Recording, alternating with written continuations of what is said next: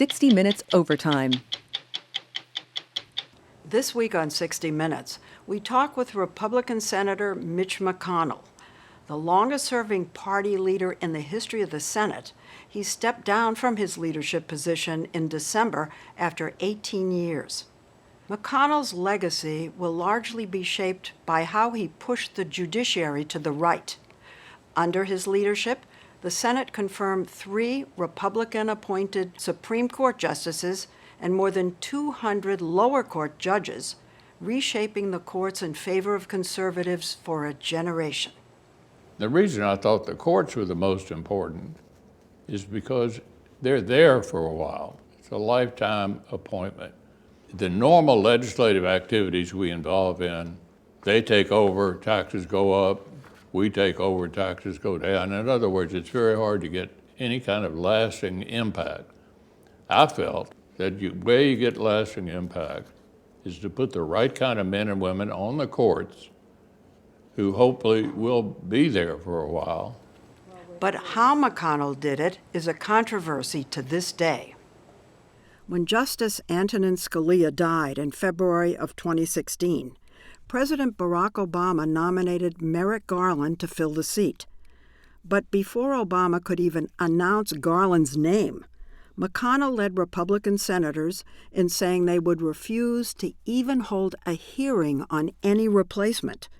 They claimed it was too close to the November election, nearly 9 months away. But when Justice Ruth Bader Ginsburg died just 6 weeks before the 2020 election, McConnell pushed through President Trump's nominee, Amy Coney Barrett, in one of the quickest Supreme Court confirmations in modern history. Joe Biden, when he was chairman of the Judiciary Committee in '92, when Bush 41 was president, said they wouldn't fill the vacancy during the presidential year. Yeah, but then you turned around and did Amy. Let me finish. Said if a vacancy occurred, they wouldn't fill it. In fact, you'd have to go back to the 1880s to find the last time when a vacancy was created in a presidential election year. The Senate of a different party from the president confirmed it. So I knew it wouldn't be done. Secondly, this nonsense about somehow everybody's entitled to a vote. Presidents make nominations all the time that we don't vote on. So there's nothing... For the Supreme Court? Yeah, but it's nothing unconstitutional about it. It doesn't break any rules. The majority decides whether to vote or not. And that's why in 2020, we were in the majority. The president was of our party. The vacancy occurred, and we filled it. This was the sheer exercise of power that was a total concoction to give the gloss of authority for what he wanted to do. Michael Tackett is McConnell's biographer. He has called McConnell's blocking of Garland brutish and told us that the decision was an unusually impulsive one. Senator McConnell and his wife Elaine Chao were taking a rare vacation in the Caribbean when they found out that Justice Scalia had died. They landed and he looked at his phone and he saw the news. And by the time he was in his hotel room, he was telling his staff, we need to put out a statement. His decision was that this seat will not be filled. So he announces this rather impulsive decision. And then he realizes we have to have a rationale for that decision. So he tells his staff, look at the history books, find us a rationale, find us some justification for this argument. After the fact, after he announced it. And the justification was you can't do this when the White House and the Senate are of different parties and it's a presidential election year. So he can't argue that that's why he did it. No, this was really an on-the-fly, as I say, impulsive kind of action. But then he ended up finding a justification for it. You know, he voted for Scalia to be on the Supreme Court, and to him there was a reverence there. But it was also a display of power where he was blocking Barack Obama from doing what most people thought Barack Obama had every right to do. Oh, look at that. Yeah, look. Scalia.